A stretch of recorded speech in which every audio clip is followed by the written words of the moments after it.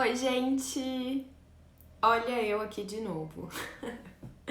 Mais uma live aqui do Rotulagem, mais uma quinta-feira e vamos de perguntas e respostas de novo. Na segunda-feira eu já tinha falado que eu quero deixar como se fosse um combinado aqui com vocês pra gente ter uma rotininha. Então eu vou fazer live aqui toda segunda e quinta às 8 da noite. Às segundas-feiras a gente vai fazer, tipo, eu vou escolher um tema e aí a gente fala sobre esse tema de forma geral, bem completo, tipo uma aula mesmo. E aí, quinta-feira eu vou fazer perguntas e respostas. Então, na quarta-noite eu vou deixar uma caixinha aberta nos stories. Vocês mandem as dúvidas por lá e aí eu vou respondendo aqui na live de quinta-feira, sempre às 8 horas, beleza? Estamos combinados? Então é isso, gente. Vamos começar. Eu quero ver se eu consigo selecionar... ó, tá aqui. Não preciso mais ficar escrevendo as perguntas, né, pessoa? Dá pra colocar aqui na tela e todo mundo vê a pergunta e eu respondo. Eu vou responder as perguntas das caixinhas, mas claro, vocês podem mandar pergunta aqui no chat, que se eu ver, se eu achar a sua pergunta, eu respondo também, beleza? Vamos começar então? Vamos ver como vai funcionar isso aqui.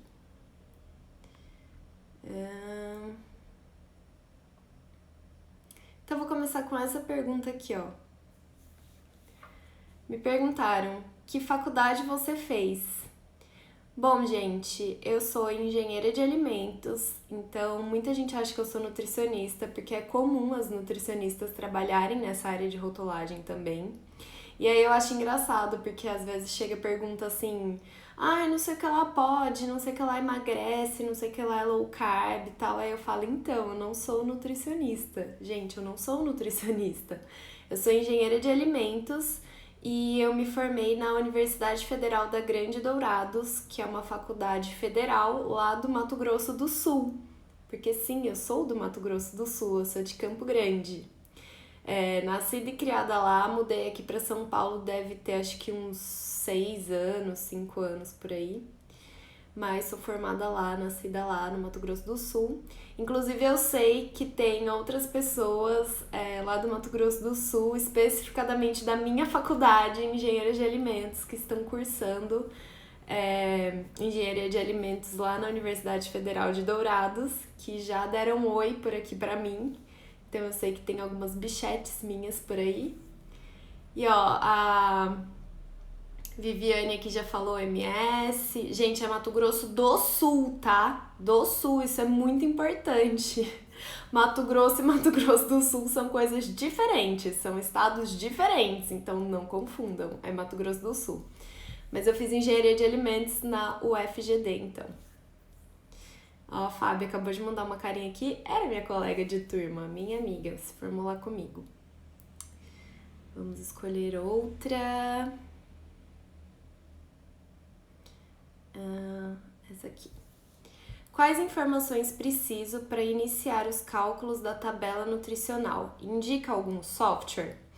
Gente, essa é outra pergunta que eu recebo muito. Tem um vídeo aqui no feed e eu já falei várias vezes nos stories e em outras lives que eu não uso nenhum software, não uso nenhum site, não uso nada para calcular a tabela nutricional.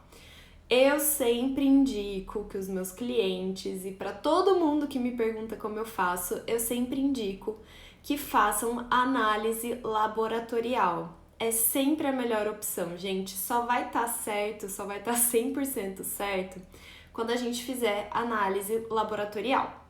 Mas eu sei que não é muito barato, eu sei que não é todo mundo que pode, eu sei que não é todo mundo que quer. Então, quando eu preciso calcular tabela nutricional, eu faço à mão. Isso porque até hoje eu nunca achei nenhum software, nenhum site que eu confiasse 100%. Então eu acabava fazendo por lá, já testei alguns, não foram muitos, mas já testei alguns. E aí no fim eu sempre fazia o cálculo à mão também, então me dava mais trabalho, porque eu tinha que fazer 2 vezes. E eu já peguei alguns errinhos, então não senti confiança de usar. Então eu sempre faço tabela nutricional à mão, é cálculo mesmo. E as informações para iniciar os cálculos da tabela nutricional, você precisa ter a quantidade de cada ingrediente que foi usado, qual foi o rendimento dessa receita, porque vai ter alguma perda, aliás, vão ter várias perdas. Se você pensar num bolo, 100 gramas de massa não vão virar 100 gramas de bolo, então você tem que saber esse rendimento, quanto teve de perda, e você tem que ter todas as informações nutricionais dos seus ingredientes. Sem isso, não tem nem como começar. Então, essas são as informações iniciais. E não, eu não indico nenhum software. Apesar de que tô testando um novo aí. Aliás, preciso testar um novo, que até foi uma aluna do Vida de Rotulagem que falou que existe, que me mostrou. Eu vou testar, de repente, se eu gostar, se eu achar que vale, aí eu indico aqui pra vocês, tá bom? Mas por enquanto não uso nenhum e nem recomendo. A Viviane falou, tenho dúvidas sobre produtos sem lactose, pode falar sobre isso? Posso, Viviane, mande sua dúvida aí no chat. Michael falou, eu tenho dúvida em questão a lançamento de rótulo de um novo produto. Preciso de aprovação de algum órgão? Depende, pode ser que sim. Se o seu produto estiver no âmbito da Anvisa, é mais fácil. Aí você vai precisar de registro, eu tô falando do rótulo especificadamente, né? Porque licença de funcionamento, aquele anexo X lá, que é comunicado de início de produção, tudo isso são outras coisas, tá? De rótulo especificadamente, você precisa registrar no mapa, lá no PGA SIGCIF, precisa registrar todos os rótulos de todos os produtos mapa. E a Anvisa, talvez você precise registrar o seu produto, mas só se tiver algum novo ingrediente ou algum novo produto lá. A Anvisa é mais tranquilo. O mapa precisa registrar sim. Gabriela falou, boa noite. Existe alguma regulamentação sobre tamanho de letra para lista de ingredientes? Recomendação de uso, tabela nutricional? Só achei tamanho mínimo de declaração de alergênicos. Gabriela, a RDC 259 fala sobre ter no mínimo 1 milímetro. Mas é assim, o Decreto-Lei 986... É 986? Acho que é 9... Gente, ai meu Deus. Esse decreto e a lei de glúten eu sempre troco os números. Mas acho que é Decreto-Lei 986 de 1969, que é tipo a lei mãe da rotulagem. Ele fala só que as informações têm que ser legíveis e visíveis. Então... não cai muito nessa de 1 milímetro, não. Tem que ser legível e visível, mas não tem um tamanho definido. Algumas informações, sim. Então, alergênicos tem tamanho, a declaração de lactose tem tamanho, a denominação de venda de produtos de origem animal costumava ter um tamanho que era 1/3 da maior letra do rótulo, incluindo marca. Aí isso estava em um ofício circular, esse ofício circular foi revogado, aí entrou outro no lugar que já não falava mais nada, mas nas legislações de produtos de origem animal continua dizendo que tem que ser proporcional, mas daí eles não dão essa proporção, então todo mundo segue o 1/3 ainda. E aí você tem que ver no caso a caso. Peso líquido, eu acabei de fazer um post sobre isso aqui no feed, vai ter tamanho, aí a indicação da medida caseira não, a indicação da unidade de medida, se é grama, quilo, litro, também vai ter um tamanho relacionado, então tem que ver no caso a caso. Tem algumas informações que tem tamanho definido e tem outras que não tem. Por exemplo, informação nutricional complementar não tem nenhum tamanho de fonte que você precisa seguir para falar ali fonte de proteína, 0 calorias, sem adição de açúcares. Essa informação não tem um tamanho definido. Mas aí informações complementares da informação nutricional complementar, como por exemplo, você fala sem adição de açúcares. Aí você, em alguns casos, precisa dizer, contém açúcares próprios dos ingredientes.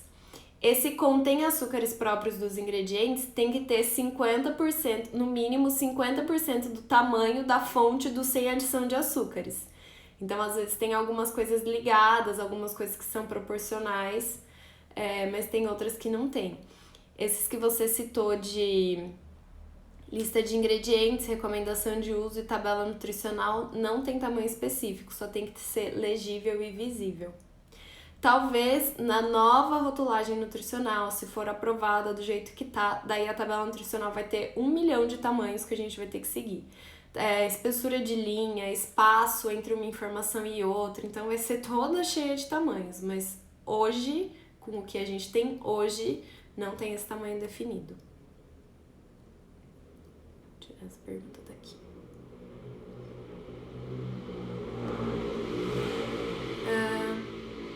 A Liliane falou: Aline, se possível, você poderia reabordar as regras para porção individual? Ainda tô meio confusa.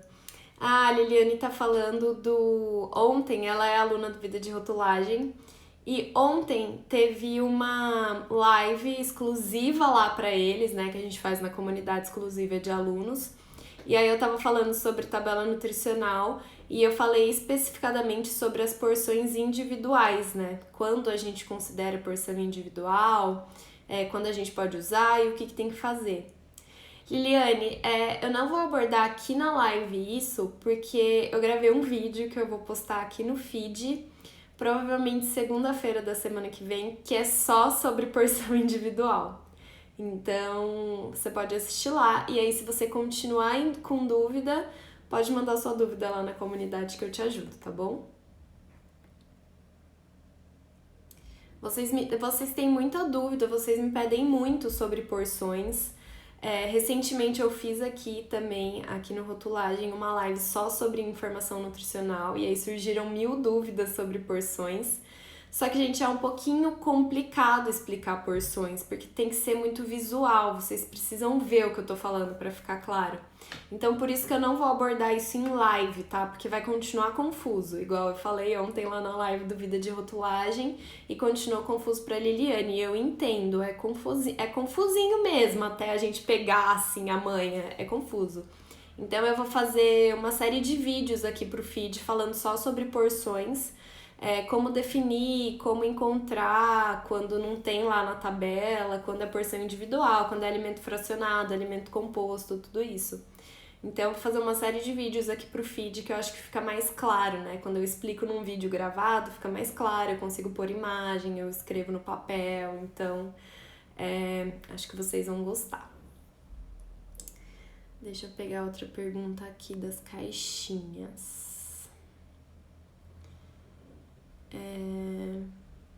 Gente, eu vou pegar essa pergunta aqui, ó, pra exemplificar uma série de perguntas que eu recebo, que é tipo assim: qual é a legislação de rotulagem? Como calcula rótulo? Como faz rótulo? É um pouco complicado responder essas perguntas, gente, porque assim, eu acho que quando você me pergunta como calcula rótulo, na verdade é como calcula tabela nutricional, né? Porque rótulo não se calcula. E muita gente, mas muita gente mesmo, confunde rotulagem com tabela nutricional. A rotulagem, gente, vai muito além da tabela nutricional, mas muito além. Para fazer rotulagem, você precisa entender os ingredientes, você precisa saber qual é a receita do seu produto, por mais que você não vá fazer a tabela nutricional. Você precisa saber todas as regras de tabela nutricional. Você precisa saber sobre alergênicos, sobre lactose, sobre alimentos para fins especiais. Você precisa saber de lista de ingredientes, de conteúdo líquido, de denominação de venda, de regulamento técnico específico, de todas as legislações que passam de 10 facilmente, assim, que a gente usa em rotulagem geral. Então, não tem como calcular um rótulo. E para fazer cálculo de tabela nutricional, caso seja isso que você esteja se referindo, eu já disse anteriormente, eu faço na mão. Você precisa saber todos os ingredientes, quantidade, rendimento da receita e informação nutricional de todos os seus ingredientes. Então, aí você faz um cálculo, né? Você vai fazendo regra de 3, soma, faz regra de 3, faz a proporção na porção e tal. Mas até para isso você precisa saber sobre porção individual, sobre ingrediente composto, sobre aditivos, sobre, por exemplo, que quando tem Aspartame você tem que declarar contém fenilalanina, que quando tem corante de tartrazina tem que ser por extenso, que aromatizantes você não precisa definir, pode falar só aromatizante, que se for artificial tem que colocar lá no painel principal aromatizado artificialmente, colorido artificialmente, alimento, sabor de, ou então só alimento de. Gente, é uma infinidade de regrinha, não tem como eu te responder, faz assim o rótulo, ou então... Hoje mesmo eu respondi uma pergunta aqui, recebi uma pergunta, você pode me mandar as legislações de rotulagem? Não, eu não posso te mandar as legislações de rotulagem, eu não tenho tempo de separar 278 legislações e te mandar, gente, não funciona assim. E também não tem um lugar onde eu encontre todas as legislações de rotulagem. A biblioteca de alimentos da Anvisa é um ótimo caminho, lá você vai achar muitos, mas não estão todos lá. Tem legislações do MAPA, tem legislações do Inmetro. Então, gente, tem que ter esse conhecimento, tem que saber onde buscar essa informação. Isso faz parte do nosso trabalho. Você não precisa ter todas as legislações aqui na cabeça e saber exatamente o que está escrito em cada uma, qual é o artigo, qual é não sei o quê. Mas você tem que saber, essa informação está em legislação tal. Onde eu encontro a legislação tal? Na biblioteca de alimentos, ou lá no site do MAPA, ou não, essa legislação é do Inmetro, peraí, deixa eu abrir, deixa eu verificar, tal. Isso faz parte do trabalho, isso faz parte do conhecimento de rotulagem. Então, isso aí que é o diferencial, gente, porque qualquer consumidor pode pegar a legislação e ler. Mas o nosso diferencial é que a gente sabe o que vai estar escrito lá, a gente sabe interpretar, a gente sabe aplicar, a gente sabe onde essas legislações estão. Então é por aí, né? O Lucas perguntou aqui, é obrigatório ter tabela nutricional em rótulo de cerveja artesanal? Não, de nenhuma bebida alcoólica.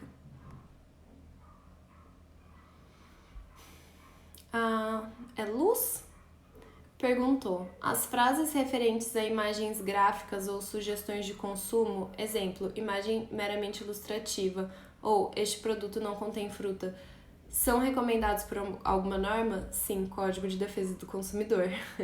Isso serve para você não induzir o consumidor ao erro, que é tipo regra primordial da rotulagem. Nunca induza o seu consumidor ao erro. Que inclusive De nada, Lucas. Que inclusive, gente, eu recebi muito e eu vi muito essa imagem aí pelo Instagram, que é de um sorvete, de um picolé que tá escrito desenvolvido com nutricionistas ou desenvolvido com a ajuda de nutricionistas. E aí muita gente me perguntou se isso era permitido. E aí até lá no Vida de Rotulagem, lá na comunidade que eu já falei, me mandaram essa imagem e perguntaram o que eu achava lá, e lá eu só aceitei a imagem e falei, porque tem muita nutri lá, né?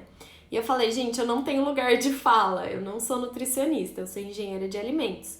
Então eu vou deixar as nutricionistas se posicionarem. O que vocês acham? Porque se eu for avaliar só a informação, eu não acho que ela esteja errada, não é uma informação errada.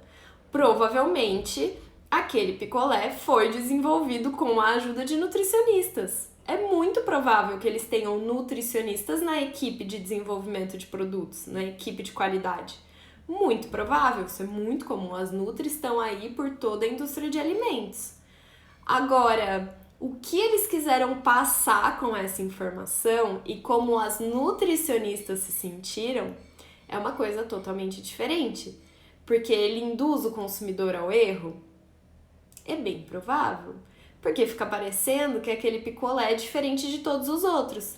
Que já que uma nutricionista participou daquilo, é porque é saudável, é porque não engorda, é porque é melhor. Mas isso tá tudo subentendido na frase. E as nutris lá, pelo menos lá do Vida de Rotulagem, não gostaram, justamente por causa disso. Porque o consumidor fica confuso, porque eles usam essa informação para dizer que é aprovado, que tá tudo bem, que pode comer. Então é confuso, é arriscado, pode sim induzir o consumidor ao erro, mas a informação em si não tá errada. A Carolzinha perguntou, para declarar alérgenos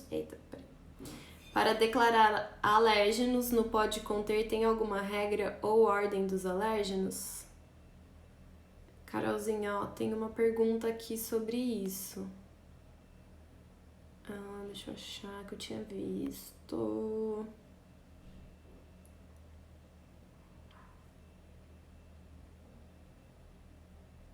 Foi sua, inclusive. Ó, ao declarar os alérgenos no pode conter, existe alguma norma? Existe a norma de que no pode conter estão só os alergênicos de contaminação cruzada. Então você não pode pôr alérgicos, pode conter, e aí só o que for contaminação cruzada, ou seja, o que não está ali presente intencionalmente. Então, se eu falar alérgicos pode conter leite, quer dizer que eu não adicionei intencionalmente nenhum leite, nem nenhum derivado de leite no meu produto, que pode ter acontecido uma contaminação cruzada com leite e eu não consegui garantir que não houvesse essa contaminação cruzada.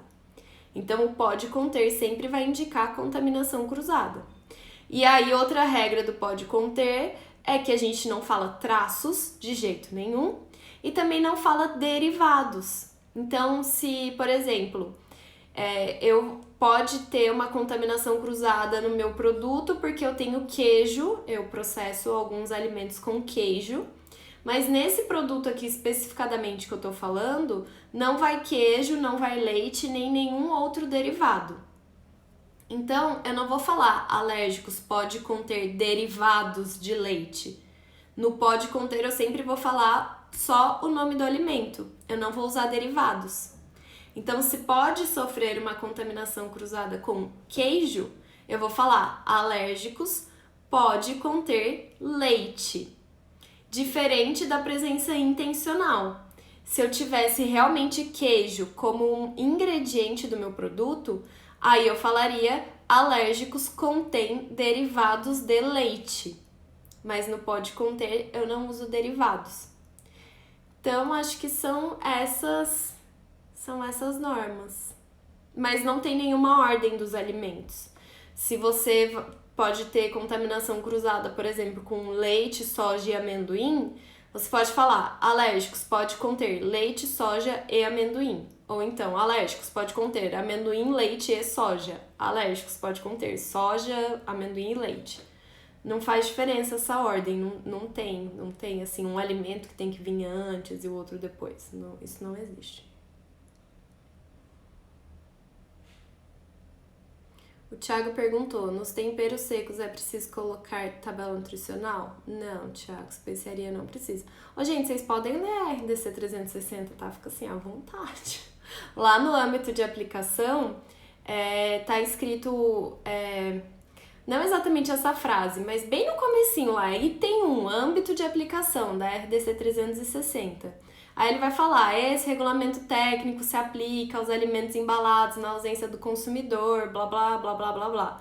Depois disso já tá escrito assim, esse regulamento técnico não se aplica. Aí vai estar lá, bebidas alcoólicas, vinagre, sal, especiarias, vegetais in natura, carne in natura, fruta, não lembro mais. Embalagens muito pequenas, tem um tamanho lá, então esses não se aplicam. Quer dizer que é proibido? Não quer dizer que é proibido. Você pode colocar se você quiser. E aí, se você quiser colocar, você tem que seguir todas as regras da 360. Mas você não é obrigado a colocar.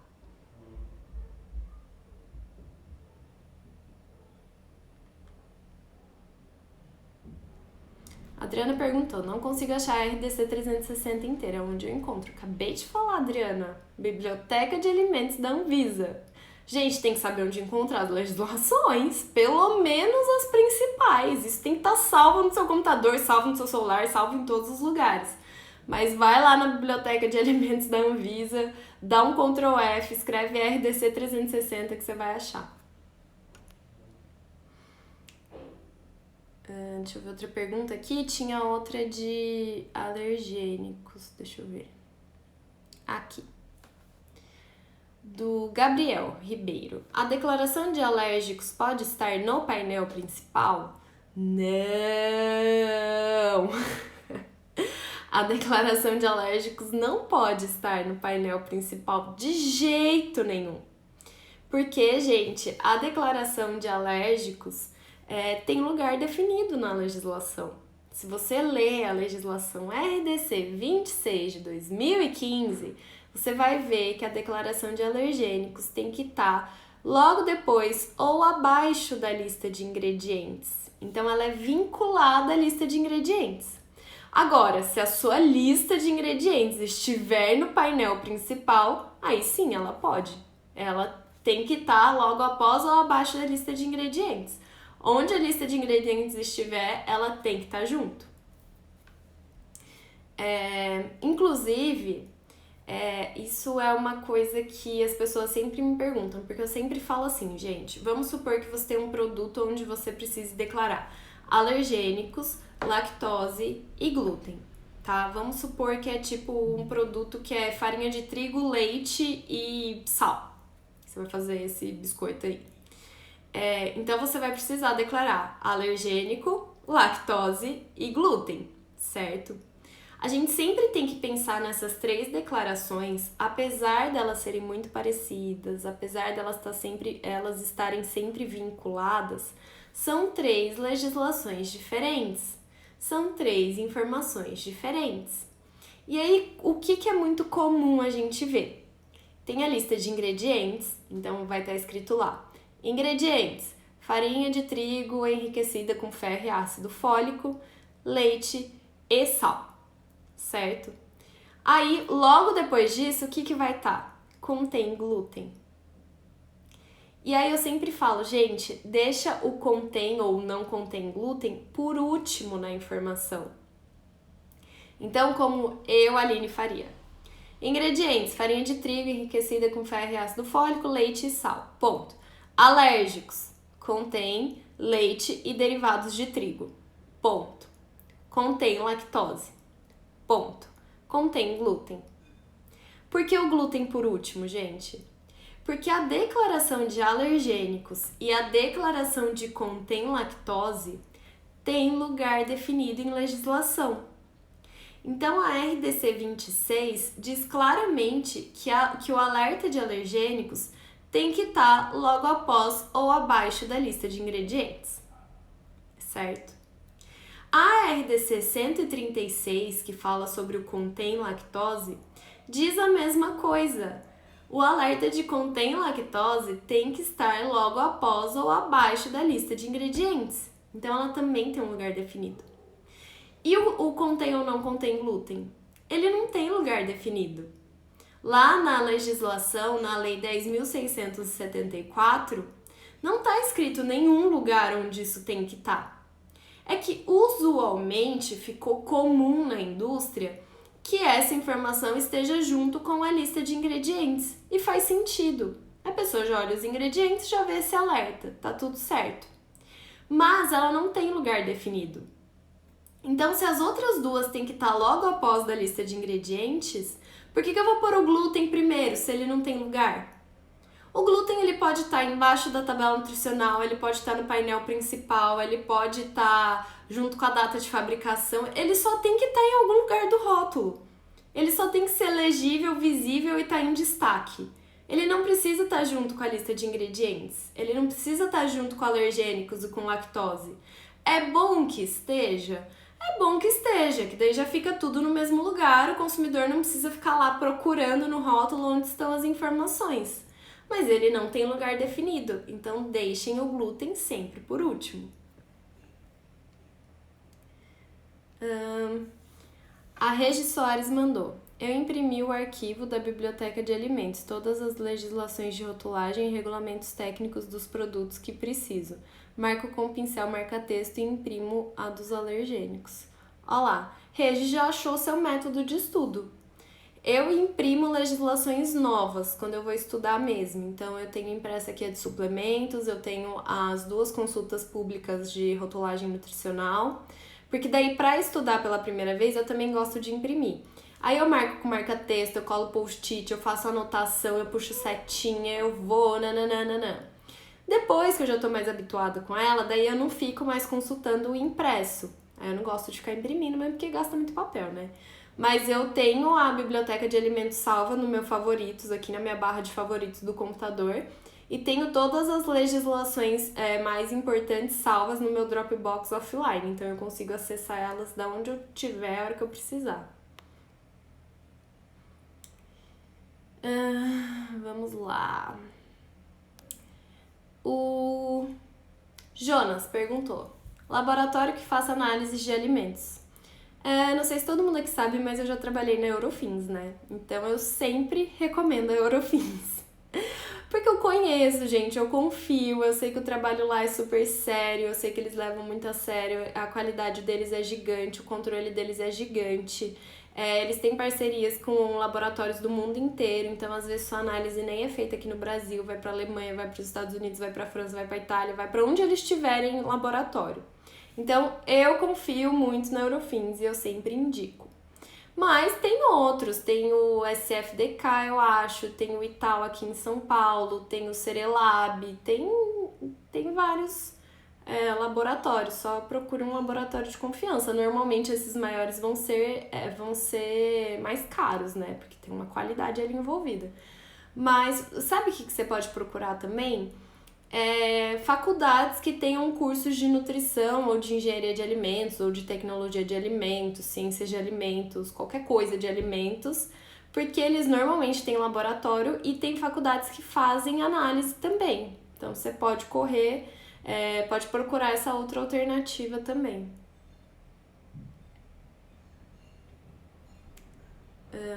Olha lá, a Aninha falou que também segue essa técnica de impressão para estudo. Às vezes o visual, escrever e tal, fica mais fácil, né? Vamos ver o que mais temos aqui. Essa aqui, famosa, da Mel. Você tá por aí, Mel?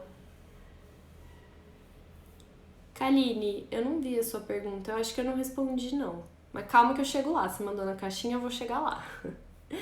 A Mel perguntou: posso colocar a alegação de sem conservantes em sucos integrais? Não, Mel, não pode. Gente, a gente não pode colocar a alegação de sem conservantes em absolutamente nenhum alimento. Nenhum, não existe essa exceção, tá? Por quê? Porque isso induz o consumidor ao erro. Às vezes você usa um aditivo que é conservante, mas você não declara ele como conservante. Ou então realmente não tem conservante, mas tem aromatizante, tem corante, tem edulcorante, tem, sei lá, estabilizante, tem uma série de outros aditivos e você tá falando só sem conservantes, você não tá falando que tem os outros. Então tudo isso é muito complicado pro consumidor, induz muito ao erro. Várias empresas já foram multadas por isso, inclusive quem viu o workshop sabe que teve empresa grande aí multada em mais de R$1 milhão pelo uso de sem conservantes no rótulo, então isso é bem sério. E tem o informe técnico número 70 da Anvisa, informe técnico número 70 de 2016 da Anvisa, que proíbe o uso dessas alegações. Então é proibido você fazer a alegação da ausência de qualquer aditivo, qualquer um que seja, não é só conservante. Você não pode falar sem edulcorante, sem adoçante, sem corante, sem conservante, sem não sei o que, sem não sei o que lá. Não pode, tá? O que é permitido agora, que eu acho que vai ser uma tendência, não sei, tô sentindo aí uma tendência. Em suco de fruta, mas suco, gente, não é néctar, não é refresco em pó, suco. Em suco de fruta e em polpa de fruta, pode falar sem aditivos. Então, se você tiver um suco ou uma polpa que não vai nenhum aditivo, mas nenhumzinho, você pode falar sem aditivos. E o mesmo acontece com água de coco. Tem um post aqui sobre regulamento técnico novo de água de coco, é super recente. Já falei sobre isso em live também. Aliás, eu acho que eu fiz uma live que eu falei só sobre esse regulamento técnico. Que também permite o uso de sem aditivos em água de coco quando você não usa nenhum aditivo.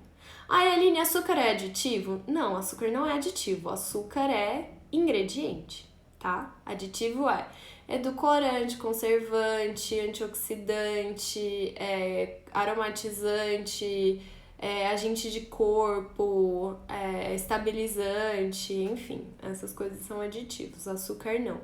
Então, se você não usa nenhum tipo de aditivo exclusivamente em suco, polpa ou água de coco, você pode dizer sem aditivos.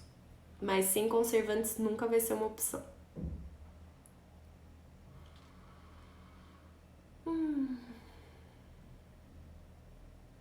O Maico perguntou, quando é que você iria abrir as vagas do curso? Então, a gente vai abrir vagas para o Vida de Rotulagem em abril, então fiquem de olho aqui.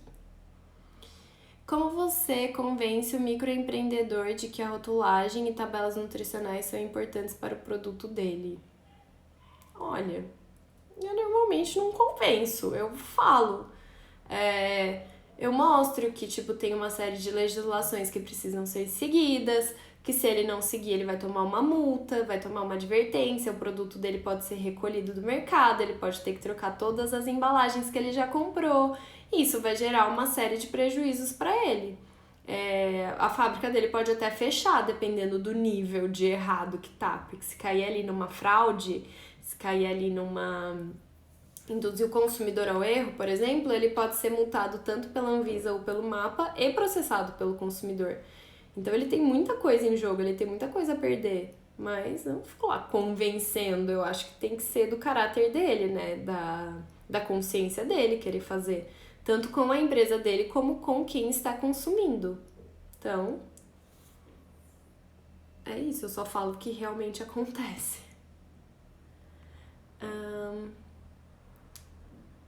Deixa eu ver. Kaline, eu não achei sua pergunta aqui.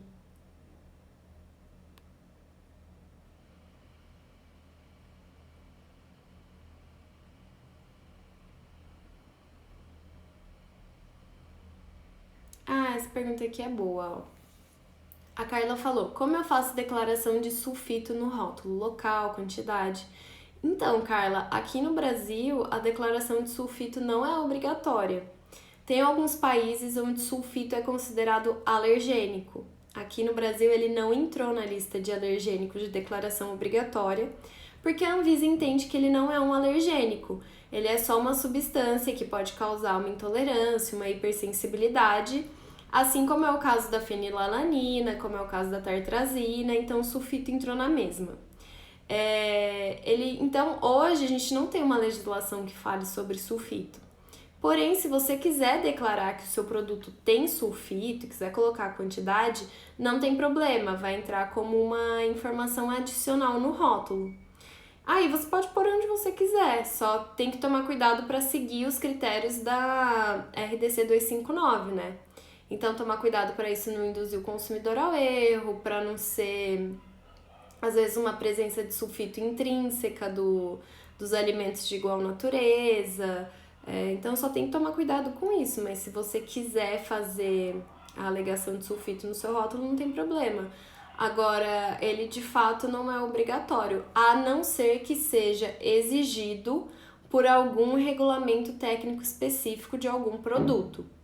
Aí sim, aí você tem que fazer, mas aí também vão estar lá os critérios que você tem que seguir. Mas eu não sei o exemplo de nenhum produto agora que eu saiba que seja obrigatória a declaração de sulfito, tá? Mas de modo geral não é obrigatório. Deixa eu ver o que vocês estão falando aqui. Kaline, não achei sua pergunta, tá? A Santana falou. Acho que é o, né? Não tô conseguindo ver direito a foto. Como você... já vi, do microempreendedor. A Ana falou, a análise de tabela nutricional do produto deve ser realizada de quanto em quanto tempo? Você só precisa reavaliar a sua tabela nutricional se você mudar a composição do produto, porque daí isso vai alterar os valores, mas se a sua receita é exatamente a mesma de quando você fez a análise, não precisa refazer. O que é importante dizer, gente, é que assim, não é obrigatório que a informação nutricional seja calculada, seja definida através de análise, tá? Isso não é obrigatório. Então, você pode usar aplicativos, você pode usar software, você pode fazer na mão, você pode fazer do jeito que você quiser. Só que, se o seu produto passar por uma fiscalização e der divergência, porque assim, a Anvisa, a hora que for lá te fiscalizar, ela não vai pegar e fazer ali na mão, né, o cálculo. Então, ela vai mandar para um laboratório credenciado. E aí, se der divergência dos valores que você tem e você quiser contestar isso, você não pode contestar com o aplicativo, você não pode contestar com cálculo feito à mão, você tem que contestar com análise laboratorial de métodos e laboratórios credenciados e validados. Então tem que tomar um pouco de cuidado com isso também, porque às vezes economiza agora, mas depois vem uma multa e aí você vai ter que fazer análise em laboratório para comprovar que agora tá certo. Então tem que pensar nisso também. A Márcia falou, não precisa convencer, é obrigatório ter essas informações se o produto foi embalado na ausência do consumidor. Exatamente. Edu falou, tem uma pergunta sobre o óleo de soja, ele é alergênico? Você acha que ele passa algo? Realmente você acha que ele é? Não, ele não é alergênico, Eduardo. É comprovado que óleo de soja não é alergênico, porque o que causa alergia nas pessoas que têm problema com soja é a proteína da soja. E, tipo, óleo é gordura, então já não tem proteína. E a extração do óleo de soja passa por altas temperaturas, por extração química, né? Não é uma extração natural. Soja não tem ali óleo naturalmente. Apertou a soja, sai um óleo. Então, é extração química, vai calor e tal, isso degrada a proteína e tudo mais. Então, é comprovado que não é. Só que por que a gente, quando usa óleo de soja, precisa declarar que contém derivado de soja? Porque a nossa legislação, a RDC 26, ela não tem exceções. Então, não está escrito na legislação que se for óleo de soja, que se for fibra de aveia, não vai precisar declarar como alergênico. Não tem nenhuma exceção. Então, todos os derivados de soja precisam declarar contém derivados de soja, inclusive o óleo. Na minha região, a fiscalização é um pouco falha, logo muitos microempreendedores são resistentes à implementação da rotulagem e outras exigências de legislação. Bom, se eles conseguem pôr a cabeça no travesseiro e dormir sabendo que tá tudo errado e que ele tá prejudicando a empresa dele e o consumidor, a gente não pode fazer nada, não é mesmo? Isso, sabe quando isso vai mudar? Quando começar a denunciar. Então vai e denuncia. Porque quando a gente faz denúncia, a Anvisa é obrigada a ir lá fiscalizar, tá? Não tem essa de, a fiscalização é falha. Se você denunciar, eles vão lá fiscalizar. Começa a denunciar os microempreendedores da sua região. Quem sabe você não causa uma revolução aí e eles começam a prestar mais atenção no que deve ser feito, não é mesmo? A Márcia falou, pergunta da Kaline, por que suco de caju eles não declaram a castanha como alergênico? Você sabe que isso é engraçado, porque assim, castanha de caju é alergênico, né? Então deveria pode conter castanha de caju. Eu concordo com isso totalmente. Pra mim, um suco de caju que veio da fruta mesmo, ele tem que declarar, pode conter castanha de caju. Mas sabe o que acontece? A grande maioria dos sucos de caju são sucos reconstituídos. Então, ele vem o suco concentrado ou o suco desidratado e aí eles reconstituem esse suco com água.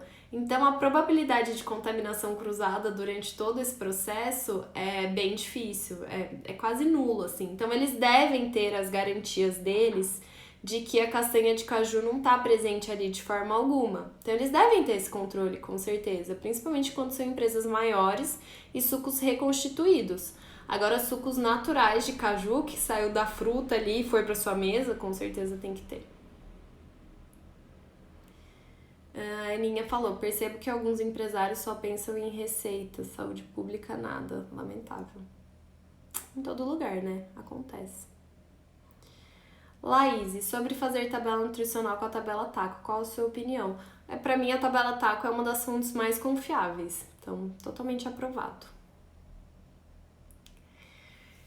Edu, obrigada pela sua resposta. Os outros produtos produzidos perto do óleo de soja deverá conter, que pode conter vestígios de soja, mesmo óleo não sendo alergênico? Então, pode conter vestígios nunca é uma opção, né?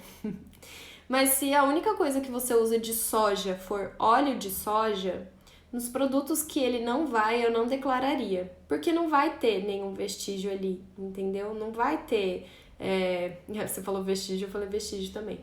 Não vai ter essa contaminação, entendeu? A proteína não vai estar ali. Então, como contaminação cruzada, eu acredito que não precise, tá? Mas como presença intencional, precisa sim. Deixa eu ver mais perguntas de vocês.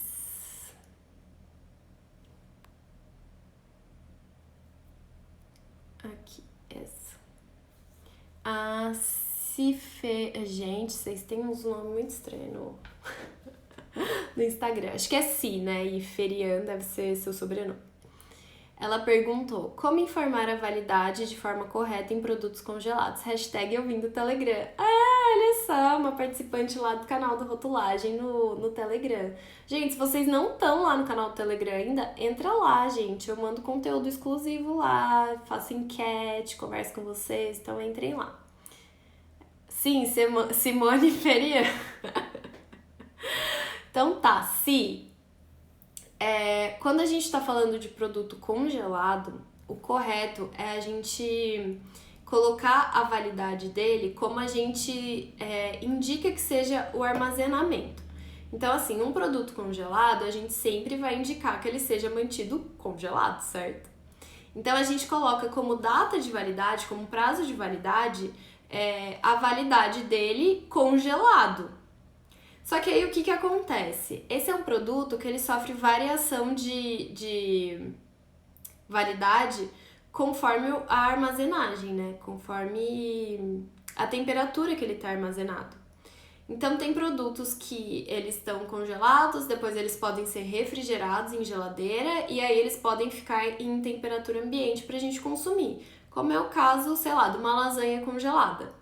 Então, ela congelada mesmo vai durar um tanto, ela no refrigerador vai durar outro tanto, e aí a hora que a gente faz ela dura outro tanto.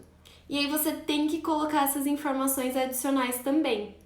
Então, o seu prazo de validade vai ser para essa lasanha congelada, que é como você vende ela, que é como ela deve ser armazenada. Mas aí depois, como o consumidor pode deixar... primeiro que freezer de indústria e freezer de supermercado normalmente tem temperatura diferente do nosso congelador, né? Porque o nosso congelador não é um freezer, é um congelador. Então a temperatura dele já é mais baixa. E aí a geladeira, a temperatura é mais baixa ainda. E aí depois de pronto é diferente. Então você tem que colocar essas informações também no seu rótulo. Que é quando normalmente a gente vê aquela tabelinha que aí tá escrito assim, conservação, refrigerador de menos tanto a menos tanto, 1 ano, congelador, refrigerador de 0 a 4 graus, 6 meses, temperatura ambiente, 2 dias. Após aberto, consumir imediatamente. Após descongelar, não recongele. Então, você tem que dar todas essas informações para o seu consumidor. Mas o prazo de validade mesmo é o dele congelado.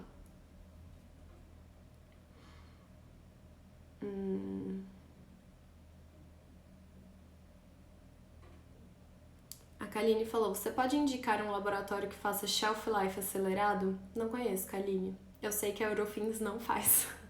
Ou não fazia, pelo menos, também, né? Tem, sei lá, 5 anos que eu trabalhei lá. Não fazia, mas não conheço de verdade, não sei. Talvez o Ital, dá uma ligada no Ital, principalmente se você for aqui de São Paulo. O Ital fica lá em Campinas, talvez eles façam. A Valéria falou, as padarias aqui não usam rótulos, somente a etiqueta que não relata nada. Existe lei para a punição dessa prática? Então, depende. Padaria é um pouquinho diferente. Por exemplo, se eles fazem um bolo na padaria e comercializam na padaria, eles não necessariamente precisam apresentar todas as informações. Esse tipo de produto é exceção a muita regra. Como, por exemplo, alergênicos, se eu não me engano, não precisa. Mas eles precisam ter denominação de venda, lista de ingredientes, prazo de validade. Então, na verdade, eu fiz um vídeo sobre isso lá no Vida de Rotulagem, eu vou ver se eu posto aqui também. Porque, gente, não tem essa. Existe uma lei para punir? Se ele for exceção à regra, aí ele não precisa. Se ele tiver ali na parte de este regulamento técnico não se aplica, aí não precisa. Se ele não aparecer em lugar nenhum, ele tá dentro, ele precisa fazer. Então, a legislação que pune é justamente a legislação que fala que é obrigatório e ele não cumpriu. A Márcia falou: quanto a esses empresários, é difícil denunciar quando não se sabe o que é correto. Por isso é importante conhecer as legislações para poder denunciar. Exatamente. Como você vai falar que a pessoa está errada se você não sabe qual é o certo, né? Então você tem que saber.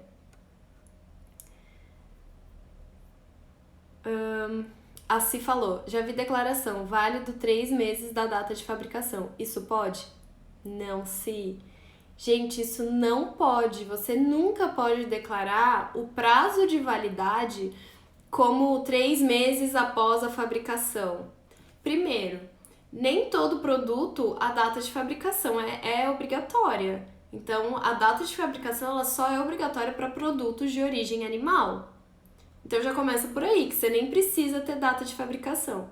Segundo, em todos os produtos, o prazo de validade precisa estar em dia, mês e ano.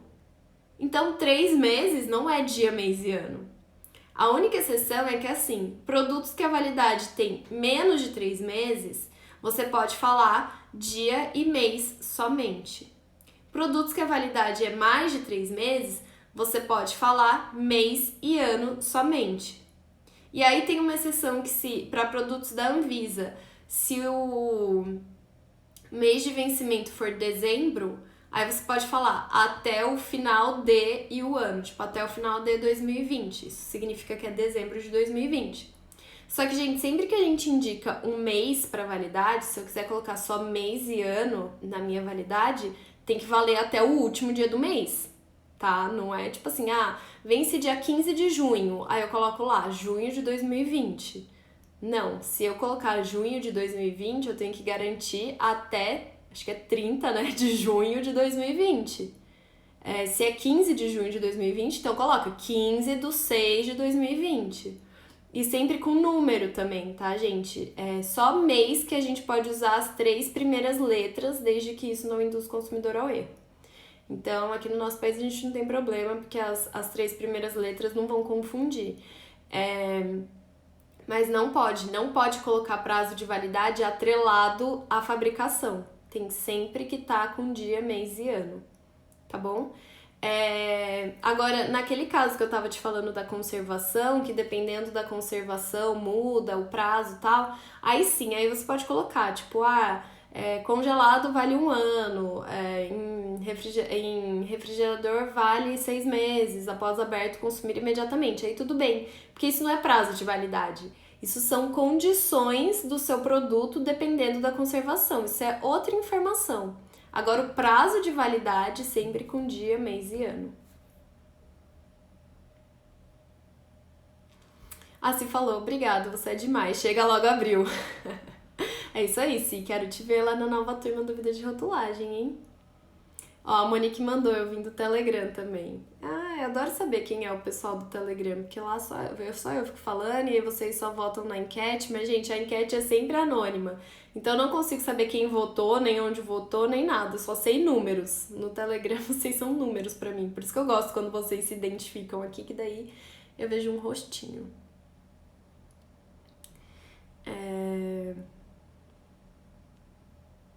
A Nutri Roberta Brito mandou: tem alguma legislação para rotulagem de temperos? Não, Roberta, não tem nenhuma legislação específica para rotulagem de temperos, tá? Temperos são exceções de algumas legislações.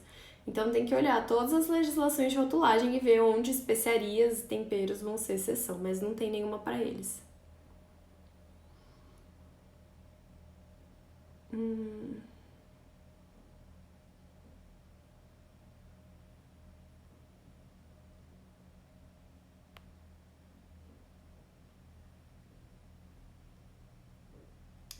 Essa pergunta aqui.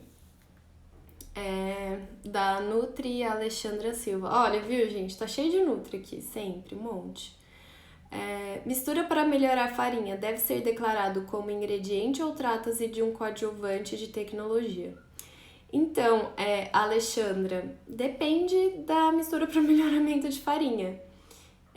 Se essa mistura for já com a farinha e tiver outros ingredientes, na verdade depende da composição dela. Por exemplo, eu já recebi uma pergunta sobre mistura para melhoramento de farinha, que na verdade era uma pré-mistura para pão. Então não era uma mistura para preparamento, era uma pré-mistura para pão. Tinha ali farinha, tinha sal, e aí tinha um monte de aditivos que melhoravam essa farinha, mas era uma pré-mistura para pão.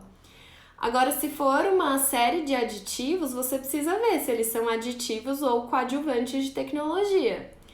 Aditivos são aquelas coisas que têm uma função tecnológica e somente tecnológica, não tem nenhum apelo nutricional ali, e que ele não vai sumir durante o seu processo, então ele vai continuar ali no produto final desempenhando a função tecnológica dele. Agora, os coadjuvantes de tecnologia, eles agem só durante o processo. E aí no produto final ou eles são inexistentes ou eles estão inativados. Então essa é a diferença. Aí você precisa ver se os componentes desse seu melhorador de farinha são aditivos ou coadjuvantes ou se tem algum ingrediente ali, como por exemplo a própria farinha. E aí, se for coadjuvante, você não declara na lista de ingredientes, e se for aditivo, você declara na lista de ingredientes no final da lista com a função de cada um deles antes. Então, você vai ter que desmembrar esse melhorador de farinha para declarar na lista de ingredientes. O Edu perguntou, o que é Telegram? Telegram é um WhatsApp muito mais legal. Ele tem muito mais função, dá pra mandar vídeo maior, dá pra mandar áudio, dá pra você acelerar o áudio. Então você não precisa ficar me ouvindo falar assim com a minha voz, eu falo assim, eu falo correndo 2 vezes, blá, blá, blá, blá, blá, e aí você escuta o áudio rapidão. Tem enquete, é muito mais legal. Eu gosto mais do Telegram, pra falar bem a verdade.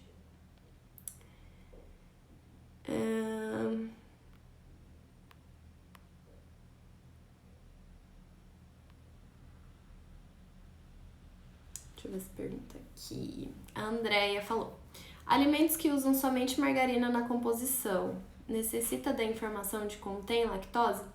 Então, Andrea, depende. Primeiro, nem toda margarina tem leite, então você tem que ver isso. Agora, se a sua margarina tem leite, você precisa ver quanto de lactose ela está fornecendo para o alimento, porque o contém lactose é diferente do contém glúten e dos alergênicos, porque glúten e alergênico não tem nenhuma tolerância.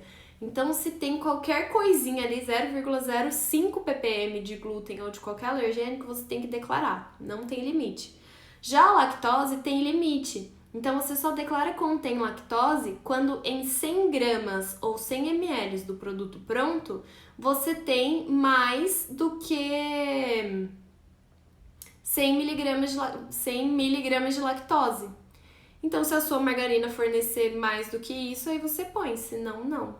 Gente, tá acabando o tempo, olha isso, 2 minutos só. Qual é a legislação para a declaração de fenilalanina? Perguntou a Márcia. A portaria 29 de 1998. Alimentos para fins especiais. Gente, é isso. Não vai dar tempo de ficar... Ai, começa a contar aqui em cima e fico desesperada. Deixa eu ver essa. Da Andréia também. Deve ser utilizadas informações do rótulo da matéria-prima ou tabelas de composição? Não entendi muito bem sua pergunta, mas toda matéria-prima deve ser considerada. Então, você tem que considerar as informações dela, composição dela, informação nutricional dela, tudo isso vai para o seu alimento final, né? Para o seu produto final. Então, tem que ser considerado sim. Gente, amei, obrigada. Muitas perguntas interessantes, muitas perguntas diferentes. Eu falei que ia estar muito legal essa live. Obrigada pra todo mundo que participou, obrigada pra todo mundo que tá aqui até agora comigo, vocês aguentarem firme. Ai, meu Deus, 30 segundos, gente. Beijo, beijo, beijo, beijo, até a próxima.